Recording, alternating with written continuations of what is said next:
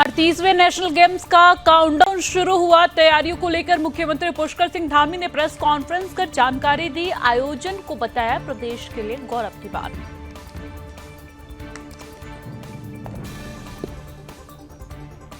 लंबे समय के बाद पहाड़ों पर शुरू हुई बर्फबारी। उत्तराखंड के कई हिस्सों में बर्फबारी, पहाड़ से लेकर मैदान तक तापमान में गिरावट।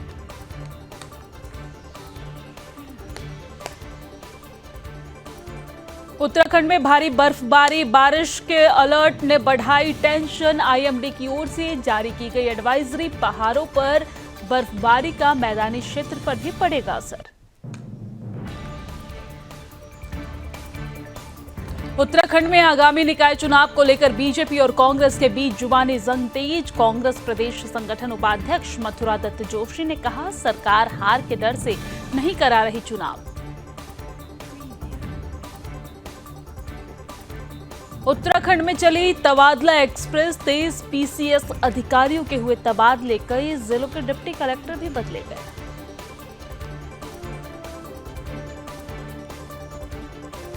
मसूरी में मौसम ने बदली करवट। ओलावृष्टि से लोगों को करना पड़ रहा है भारी ठंड का सामना। ठंड से बचने के लिए लेना पड़ रहा अलाव का सहारा। निकाय चुनाव को लेकर लालकुआं के पूर्व चेयरमैन रामबाबू मिश्रा ने पेश की दावेदारी। कहा, जनता ने मौका दिया तो लालकुआं नगर पंचायत बनेगी आदर्श मार्ग पंचायत। मसूरी में डीएलएफ फाउंडेशन ने महिला सशक्तिकरण और स्वरोजगार के तहत किया कार्यक्रम का आयोजन। मजदूर और विधवा महिला समूह को भेंट की दोनों पत्तल बनाने की मशीन।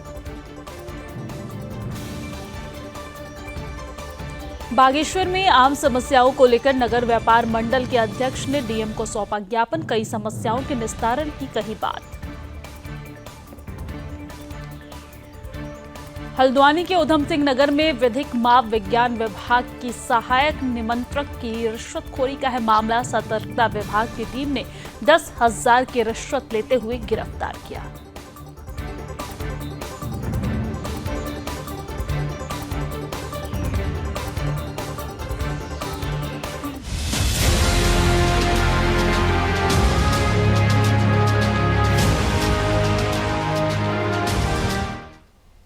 नमस्कार, सुदर्शन न्यूज पर अपना उत्तराखंड देख रहे हैं आप। मैं हूं आपके साथ दिव्या सिंह। बुलेटिन की शुरुआत बड़ी और अहम खबर के साथ करेंगे। बड़ी जानकारी आपको दे दें कि उत्तराखंड के मुख्यमंत्री पुष्कर सिंह धामी राजीव गांधी अंतर्राष्ट्रीय स्टेडियम में राष्ट्रीय खेल की तैयारियों की समीक्षा बैठक ली है।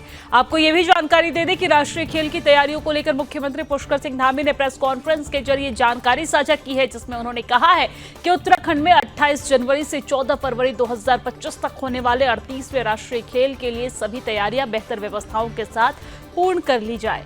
राष्ट्रीय खेल का आयोजन प्रदेश के लिए न केवल गौरव का विषय है, बल्कि ये प्रदेश की खेल संस्कृति और विकास को प्रोत्साहन देने का भी महत्वपूर्ण अवसर है।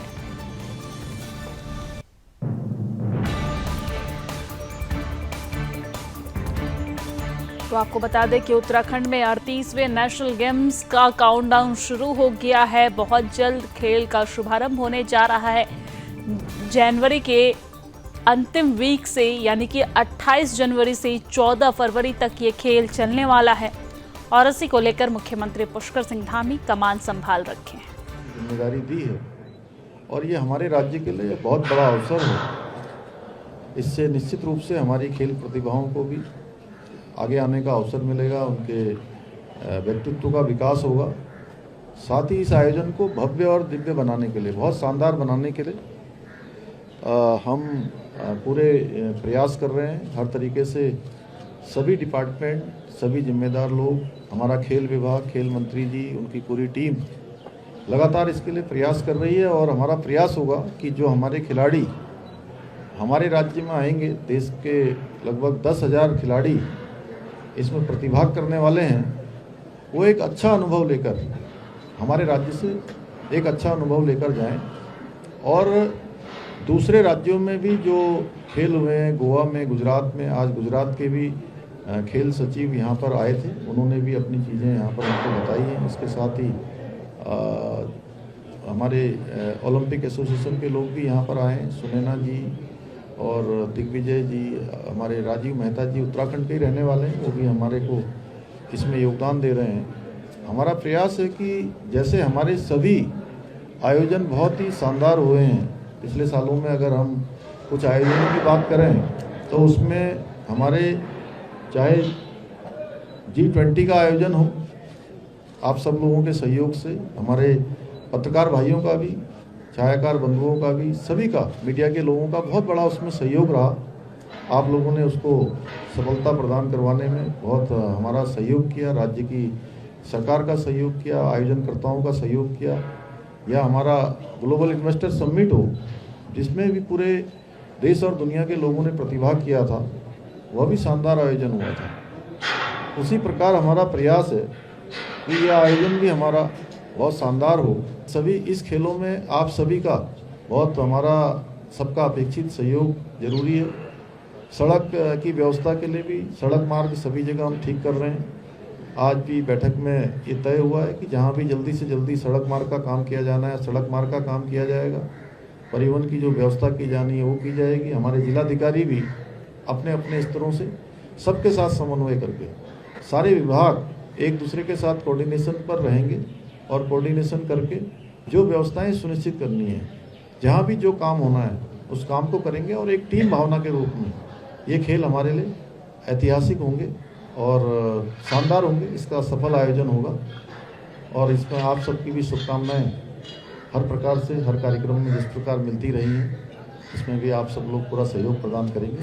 मैं सबसे पहले आप सभी पत्रकार मित्रों का, छायाकार बंधुओं का, हमारे electronic media, print media, digital media, सभी का मैं स्वागत करता हूं, सबका अभिनंदन करता हूं।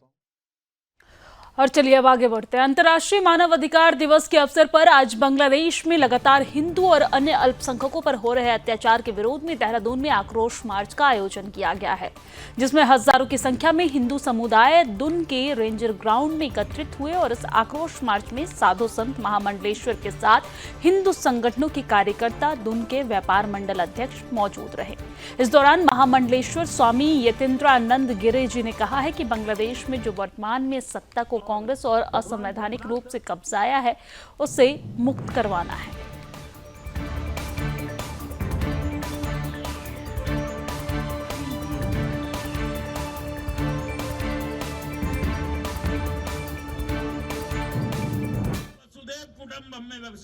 हम बांग्लादेश के विरोध में ये बोलेंगे कि हिंदुओं को संगठित होने की जरूरत है। अगर हिंदू भाई भाई एकजुट होंगे तभी हम उनके खिलाफ आवाज उठा सकते हैं और तभी अत्याचार को रोक सकते हैं। भारत माता की जय! भारत माता की जय! भारत माता की जय! बांग्लादेश में हिंदुओं में लगातार अत्याचार हो रहा है, इसलिए यहाँ पे सब लोग प्रदर्शन कर रहे हैं और हम सभी भारतवासी और उत्तराखंड वासियों से चाहेंगे कि वो सब भी हमारा सहयोग करें और जो बांग्लादेश में लोगों पे अत्याचार हो रहा है, महिलाओं पे अत्याचार हो रहा है, उस पर सब लोग सपोर्ट करें। धन्यवाद। भारत माता की जय!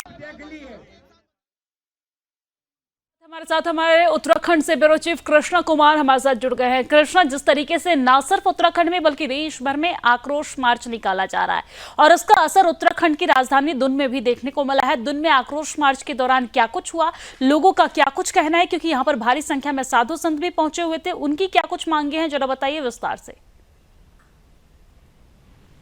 बिल्कुल, जैसे देखिए आज पूरे देश भर में जगह जगह पर जो है वो हर एक राज्य में बांग्लादेश के विरोध में प्रदर्शन हो रहा है। इसी कड़ी में हमने देखा है कि देहरादून में भी आज हिंदू समुदाय, साधु संत, व्यापार मंडल जो है वो एकत्रित हुए देहरादून के रेंजर ग्राउंड में। वहाँ पे उन्होंने एक आक्रोश मार्च का जो आयोजन किया है, रेंजर ग्राउंड से लेकर डीएम कार्यालय तक वे एक रैली निकालेंगे। फिर थोड़ी देर में लगभग वे डीएम कार्यालय पहुंचेंगे और वहाँ पे डीएम को ज्ञापन देंगे जो इस तरीके से प्रधानमंत्री को प्रेषित करेंगे। तमाम उन्होंने उसमें मांगे रखी हैं कि हिंदुओं पर जो बांग्लादेश में अत्याचार हो रहा है वो अति शीघ्र रोकने के लिए भारत सरकार जो है वो कड़ा कदम जो है उसको उठाए। अगर सरकार जल्दी फैसला नहीं लेती है तो उन्होंने दिल्ली कूच करने का भी जो है आज आह्वान किया है। तो साथ ही हिंदू संगठनों ने दिखाया कि अगर सरकार जल्दी इसको कोई फैसला नहीं लेती है तो हम दिल्ली भी कूच करेंगे। वहीं अगर हम साधु संतों की भी बात करें तो तमाम बड़ी संख्या में साधु संत वहाँ पे मौजूद रहे। स्वामी महामंडलेश्वर यतीन्द्रानंद गिरी ने भी कहा है कि सरकार वहाँ पे जो है वो इस तरीके से तानाशाही रवैये से उन्होंने सरकार अपना रखी है, शपथ उसकी ले रखी है और वहाँ पे लगातार जो इस तरीके से क्रूरता वाली हरकतें हैं वो हिंदुओं के साथ लगातार करते हुए दिख रहे हैं, जिसका वे कड़ा विरोध उन्होंने दिखाया और सरकार को भी उन्होंने बताया कि अगर इस पर जल्द ही फैसला नहीं लेते हैं तो उन्हें भी कड़ा रूप इस पे अपनाना पड़ेगा। दिव्या जी ठीक है कृष्णा, और वहां पे देख रहे हैं कि अब जिस तरीके से भारी संख्या में जो हिंदू समाज के लोग हैं वो भी एकत्रित हुए हैं, वो क्या संदेश देने की कोशिश कर रहे हैं बांग्लादेशियों को? बिल्कुल, देखिए अगर हम आज की बात करते हैं तो हर उम्र का व्यक्ति इस मार्च में जो है वो शामिल हुआ, चाहे हम युवाओं की बात करें चाहे बुजुर्गों की बात करें, बड़ी संख्या में सभी अपने घर से जो है वो बाहर निकल के आज इस रैली में शामिल हुए हैं ताकि वे अपना विरोध दर्ज करवा सके। क्योंकि हम महिलाओं की भी बात करें, क्योंकि हमने तमाम महिलाओं से वहाँ पे बात करी है, युवाओं से बात करी है, तो उन्होंने साफ साफ कहना है कि महिलाओं के साथ जो उत्पीड़ना वहाँ पे हो रही है उसको रोकने के लिए वे आज सड़क पर अपना विरोध दर्ज करने के लिए आए हैं। और अगर इन्हीं से नहीं होता तो आगे भी जो बड़ा इस तरीके से प्रोग्राम ये करेंगे या फिर बड़ा आयोजन एक तरीके से मार्च को किया जाएगा देहरादून में या दिल्ली में, उसमें भी शामिल होने का इन्होंने आह्वान किया है। क्योंकि देखिए लगातार ही बांग्लादेश में जो है वो हिंदुओं के साथ अत्याचार जो है वो दिन ब दिन बढ़ता जा रहा है। चाहे हम मानवता के साथ खिलवाड़ी की बात कर रहे हैं, चाहे बांग्लादेश में मौजूद मंदिरों की बात करें, मंदिरों को वहाँ पे तोड़ा जा रहा है और मानवता की जो है वो परंपरा जो है वो पूरे बांग्लादेश में किया जा रहा है, जिसको सिर्फ हिंदुस्तान ही नहीं अन्य देश भी जो है वो अपनी चिंता जो है वो जाहिर कर रहे हैं। लेकिन भारत सरकार और अन्य देश सब क्या एक्शन बांग्लादेश के खिलाफ लेते हैं ये आने वाला वक्त बताएगा, क्योंकि प्रताड़ना हिंदुओं के साथ लगातार बढ़ती जा रही है। दिव्या जी ठीक है कृष्णा, लेकिन हम देख रहे हैं कि आज हम अंतर्राष्ट्रीय मानवाधिकार दिवस मना रहे हैं और मानवाधिकार का हनन हो रहा है बांग्लादेश में, हिंदुओं के ऊपर जिस तरीके से अत्याचार हो रहा है, मंदिरों को तोड़ा जा रहा है, आग के हवाले किया जा रहा है, इस पूरे मामले पर उत्तराखंड सरकार का क्या कदम है? उत्तराखंड की जो सरकार है, मुख्यमंत्री पुष्कर सिंह धामी की जो सरकार है, वो क्या कहती है? बिल्कुल, देखिए अगर हम मुख्यमंत्री पुष्कर सिंह धामी की बात करें तो उनकी भी कुछ देर पहले पत्रकारों की बातचीत हुई थी, तो उन्होंने भी इस मामले पर जो है वो चिंता जाहिर करी है और उन्होंने लिखा है कि भारत सरकार इस पर जल्द जो है वो कोई ना कोई कड़ा एक्शन लेंगे। चाहे हम मुख्यमंत्री पुष्कर सिंह धामी की बात करें चाहे उनके कैबिनेट मंत्री प्रेमचंद अग्रवाल की बात करें, उन्होंने भी कहा है कि जल्द ही इसमें पीएमओ कोई ना कोई एक्शन जरूर लेगा। क्योंकि इस मार्च में जो है वो सरकार के तमाम कैबिनेट मंत्री, चाहे हम गणेश जोशी की बात करें, चाहे शहरी विकास मंत्री प्रेमचंद अग्रवाल की बात करें, चाहे शहर के निवर्तमान मेयर जो सुनील गोयलनामा है, ये सभी इस मार्च में शामिल हुए और अपने आक्रोश को आम जनता के साथ मिलकर दिखाया है। फिर कुछ देर बाद ये रैली जो है देखिए रेंजर ग्राउंड से निकली है, घंटाघर से होते हुए पलटन बाजार भी आज जो है वो व्यापारी मंडल ने बांग्लादेश के विरोध जताते हुए बंद रखा है। उन्होंने कहा है कि जब रैली हमारे पलटन बाजार से निकलेगी तब पूरी बाजार जो है वो उस समय पर विरोध में 2 घंटे के लिए बंद रखा जाएगा। पलटन बाजार से आगे बढ़ते हुए मुल्ला बिल्डिंग होते हुए कोर्ट परिसर में जो है ये रैली लगभग 2 बजे के आसपास पहुंचेगी, जहाँ पे ये प्रधानमंत्री को जो है वो डीएम के माध्यम से ज्ञापन प्रेषित करेंगे। ठीक है कृष्णा, बहुत बहुत धन्यवाद तमाम जानकारी साझा करने के लिए, हमारे साथ जोड़ने के लिए।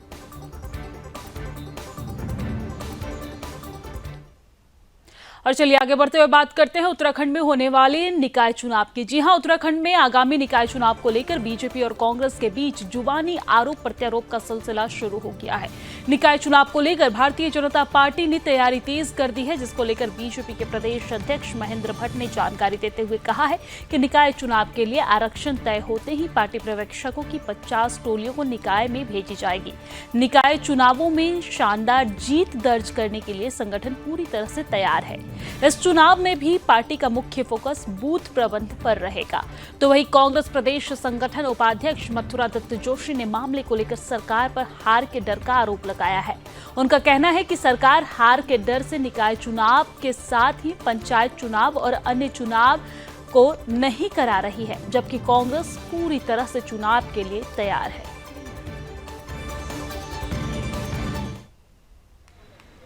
दल को क्या गोपनीय रिपोर्ट लेने की आवश्यकता पड़ रही है? इसका मतलब हार का डर कहीं न कहीं भाजपा को सता रहा है, निश्चित रूप से सता रहा है। और पंचायत चुनाव हो चाहे अन्य चुनाव हो, आप भाजपा को अंदरूनी सिर पुटोबल का शिकार होना पड़ेगा। बड़े बड़े लोग टिकट मांग रहे हैं, सीनियर से सीनियर लोग टिकट मांग रहे हैं। आप देहरादून में देख लीजिए कितने सीनियर लोग आज चुनाव में मेयर के पद के लिए उम्मीदवार होने कितना प्रचार कर रहे हैं। लेकिन भाजपा पे तय नहीं है, एक अनार 100 बीमार की स्थिति है भाजपा में, इसलिए चुनाव टालना चाह रही है बार बार। हार के डर से डाल ली है, अंदरूनी सिरपुटवल के डर से चुनाव टालने का काम कर रही है। हम तो हमेशा तैयार रहते हैं चुनाव के लिए, आज भी तैयार हैं, लेकिन सरकार अगर गंभीर हो तो निश्चित रूप से चुनाव हो सकते हैं और अच्छे चुनाव हो सकते हैं। देखिए, लोकतंत्र में परिणाम आना एक अलग बात है। विपक्ष का काम अपने संगठन को दुरुस्त करना, उसको किस रूप में वो काम करे वो करे। हमारे संगठन का केंद्र ही पोलिंग बूथ होता है और जैसे ही रिजर्वेशन फाइनल होता है, हमने नगर निगम और नगर पंचायतों के लिए, पालिकाओं के लिए हम अपने पर्यवेक्षक हम भेजने वाले हैं। वो पर्यवेक्षक कार्यकर्ताओं के बीच से रायशुमारी करके नाम का पैनल लाएंगे और बाद में जो नाम आएंगे उनका हम पब्लिक सर्वे हम लोग कराने वाले हैं।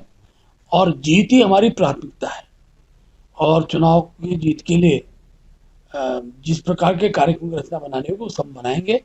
और मैं कह सकता हूँ 11 के 11 निगम और अधिकतर पंचायत और नगर पालिकाओं में सर्वाधिक भारतीय जनता पार्टी के ही कार्यकर्ता विजयी होकर आएंगे।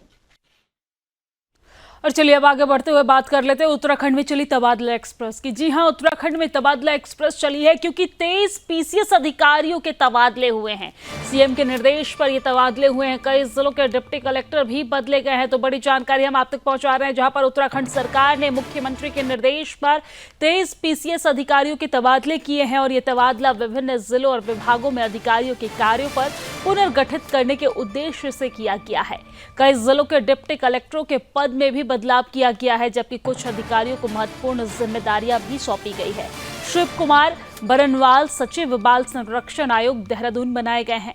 अरविंद कुमार पांडे अपर जिलाधिकारी टिहरी बने हैं। कृष्णा कुमार अपर जिलाधिकारी देहरादून बने। प्यारेलाल शाह अपर जिलाधिकारी उत्तरकाशी बने। अनिल गारवियाल अपर जिलाधिकारी पौड़ी बने। साथ ही साथ रजा अब्बास को सचिव उत्तराखंड सूचना आयोग देहरादून बनाया गया है। युक्त मिश्रा को उप सचिव उत्तराखंड सूचना आयोग की जिम्मेदारी मिली है। सौरभ असवाल को डिप्टी कलेक्टर हरिद्वार बनाया गया है। जितेंद्र कुमार को डिप्टी कलेक्टर हरिद्वार बनाया गया है। साथ ही साथ गोपाल सिंह चौहान को डिप्टी कलेक्टर उत्तरकाशी बनाया गया है। राजेश कुमार को नगर आयुक्त रुड़की, श्रीमती शालिनी नेगी को डिप्टी कलेक्टर टिहरी, श्रीमती ऋचा सिंह को डिप्टी कलेक्टर नैनीताल बनाया गया। श्रीमती कुसुम चौहान बनी है डिप्टी कलेक्टर पौड़ी की। सोनिया पंत को बनाया गया है एमडी प्रशासन परिवहन निगम। साथ ही साथ नवाजिश खलील डिप्टी कलेक्टर बने हैं नैनीताल के।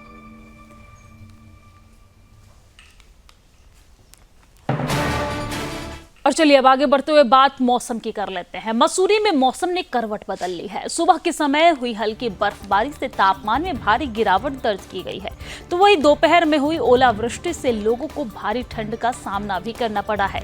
देश विदेश से मसूरी आ रखे पर्यटक ओलावृष्टि और बर्फबारी का जमकर आनंद ले रहे हैं। ओलावृष्टि बर्फबारी से तापमान में भारी गिरावट भी दर्ज की गई है, जिस कारण से लोगों का ठंड से हाल बेहाल हो रहा है।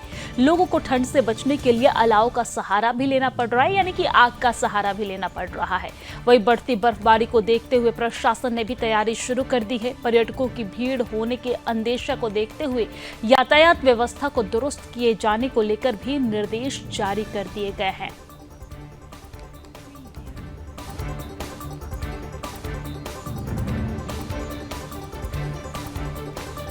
तो ग्राफिक्स के माध्यम से आपको समझाएंगे कि उत्तराखंड में बारिश और बर्फबारी के क्या फायदे। तो बर्फबारी से सेब उत्पादकों के चेहरे पर लाली छाई है, यानी कि वो खुश नजर आ रहे हैं।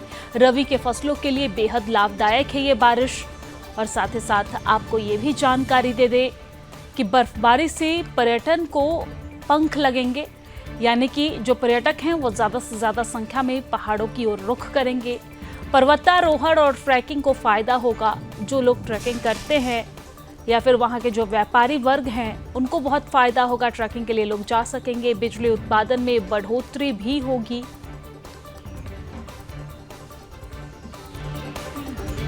तो देखिए तस्वीरें, मसूरी में बर्फबारी होनी शुरू हो गई है। पर्यटक पहाड़ों की ओर रुख करना शुरू कर दिए हैं और व्यापारियों के चेहरे जो हैं वो खिल उठे हैं, क्योंकि एक बार फिर से व्यापार को यहाँ पर पंख लगता हुआ दिख रहा है।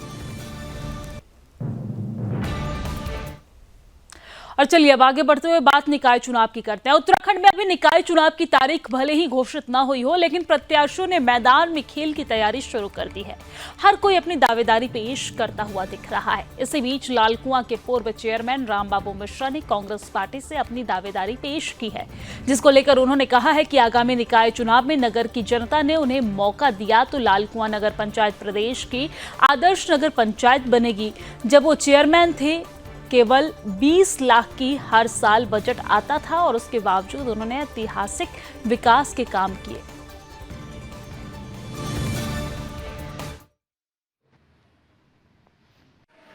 हमको हाईकमान पार्टी से निर्देश हुआ कि आप चुनाव लड़ो और कांग्रेस टिकट मिलती मैं चुनाव अवश्य लड़ूंगा, और नहीं अगर हमको देती जिस किसी कैंडिडेट को कांग्रेस टिकट देती मैं उसको चुनाव लड़ूंगा।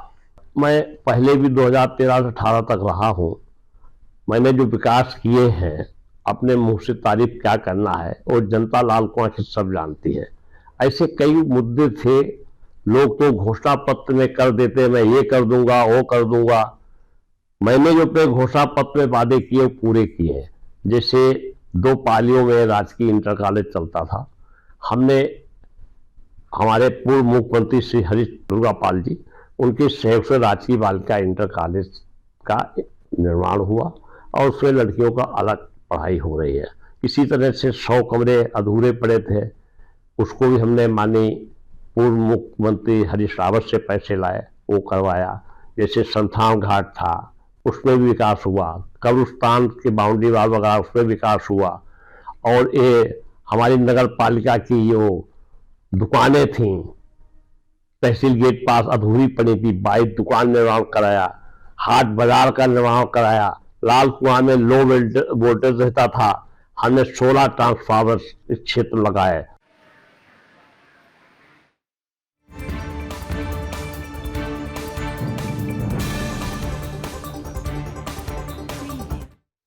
और चलिए आगे बढ़ते हुए बात करते हैं मसूरी की, जहां पर मसूरी में डीएलएफ फाउंडेशन ने महिला सशक्तिकरण और स्वरोजगार के तहत दोना पत्तल बनाने की मशीन मसूरी के मजदूर और विधवा महिला समूह को भेंट की है।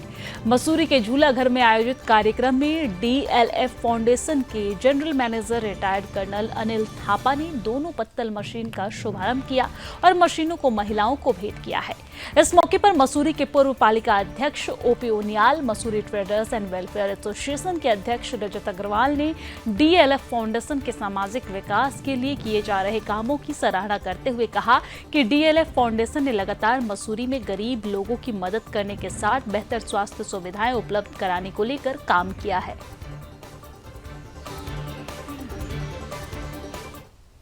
ऐसे स्वरोजगार के लिए देखिए, मैं बहुत धन्यवाद करना चाहता हूँ सूर्य फाउंडेशन का, जो डीएलएफ से जुड़ी हुई है, और ये बहुत ही सुंदर कार्य उन्होंने महिलाओं के लिए किया है।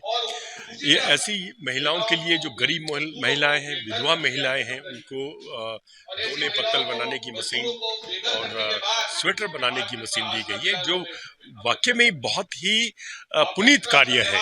और ये व्यवहारिक भी है कि ऐसी चीज़ों की ज़रूरत भी है जो शहर में दोने पत्तल हैं, जो होटल रेस्टोरेंट में काम आते हैं। ये बहुत अच्छा एक कार्य होगा। इससे इनकी महिलाओं की जो विधवा महिलाएं हैं, निआश्रय जो महिलाएं यहाँ पर हैं, उनको एक जो है आर्थिकी की अपनी रोजी रोटी के लिए बहुत बड़ी एक इन्होंने उपलब्धता दी है डीएलएफ ने। महिलाओं को यहाँ पे मशीन दी है और ये बहुत अच्छा प्रयास है। हम तो ये चाहेंगे कि ऐसा प्रयास मसूरी में प्रत्येक जगह पे हो। जितनी भी महिलाएं इस तरह का स्वरोजगार से जुड़ना चाहती हैं तो वो डीएलएफ के माध्यम से हम चाहेंगे कि डीएलएफ उनको जोड़े, और हम भी उनके लिए कोशिश करेंगे। यदि हम भी समाज में योगदान देने के लिए यदि उनको कोई मशीन कोई महिलाएं समूह लेना चाहें तो वो हमसे भी संपर्क कर सकती हैं, और हम चाहेंगे ऐसे महिला समूह मसूरी में जगह जगह हो ताकि महिलाएं आत्मनिर्भर बन सके। हमने यहाँ पे मशीनें लगाई है डिस्पोजल बनाने की, और हाथ से स्वेटर बुनने वाली मशीन भी लगाई है। और अपने महिलाओं को रोजगार देंगे, उसके लिए आगे काम करेंगे और आगे भी डेवलप हमें बहुत आगे बढ़ाने का एक प्रयास कर रहा है। साथ में हमने क्या बोलते हैं एक पहाड़ी व्यंजन का भी रखा है महिलाओं के समूह के माध्यम से। पहाड़ी व्यंजन परोसेंगे। यहाँ पे जो पर्यटक आते हैं तो बहुत ढूंढता है कि पहाड़ी व्यंजन कहाँ मिलेगा, हम पहाड़ी व्यंजन भी चलेंगे। चौहान जी का, वीरेंद्र जी का, संजय टम्टा जी का और पूरे मजदूर संघ का बहुत बहुत धन्यवाद, आभार करता हूँ कि। और अब आगे बढ़ते हुए बात बागेश्वर की कर लेते हैं। बागेश्वर में व्याप्त समस्याओं के समाधान के लिए नगर व्यापार मंडल के अध्यक्ष कवि जोशी ने डीएम बागेश्वर आशीष भड़गाई को ज्ञापन सौंपा है, जिसमें उन्होंने बागेश्वर में व्याप्त समस्याओं से लंबे समय से अधर में पड़े झूला घर का सुधारीकरण करने, जिला अस्पताल में छाई बदहाल स्वास्थ्य सेवाओं को दुरुस्त कराने जैसी समस्याओं के निस्तारण की बात भी कही है।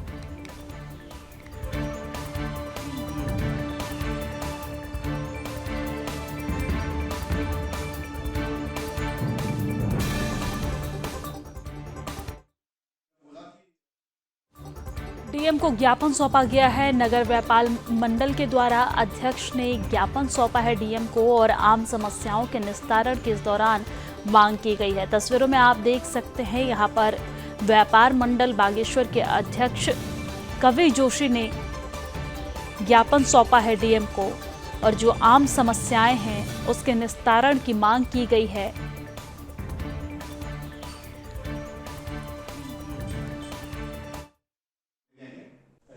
देखिए, पहले भी 5 सितंबर को तहसील परिषद में अनशन शुरू किया गया था, जिसमें प्रशासन ने बोला था कि 3 महीने के अंदर इन सभी मांगों पर कार्रवाई करके काम धरातल पर दिखेगा।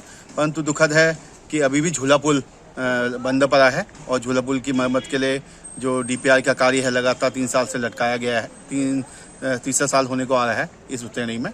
और साथ साथ जो हमारी मांगे थी कि मज्जिया खेत और कफल खेत वाला जो ये जो रोड है, बाईपास है, उसमें डामरीकरण की मांग थी। उसमें भी अभी डीपीआर बन के शायद शासन को पहुंची है, उसमें भी बहुत लटवी की जा रही है। और सबसे बड़ी समस्या है कि बदहाल स्वास्थ्य सेवाएं, जो लगातार आप देखते होंगे कि बागेश्वर बदहाल स्वास्थ्य की सेवाओं के कारण कुछ दिन पहले ही एक महिला की मौत हुई थी। और उसके बाद भी परसों ही मैं 3 दिन पहले जब जिला अस्पताल में रात को गया था तो वहाँ मरीजों के लिए कंबल तक वहाँ पर उपलब्ध। आगे बढ़ते हुए बात हल्द्वानी के उधम सिंह नगर में विधिक माप विज्ञान विभाग की सहायक निमंत्रण शांति भंडारी को रिश्वत लेते हुए रंगे हाथों गिरफ्तार किया गया है।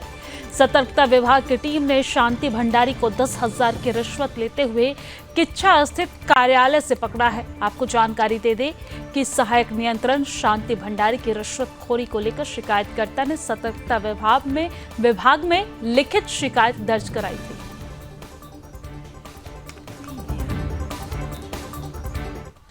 और इसी के साथ अपना उत्तराखंड की खबरों में फिलहाल के लिए इतना ही, लेकिन देश और दुनिया की तमाम खबरों के लिए आप देखते रहिए सुदर्शन न्यूज। जय हिंद।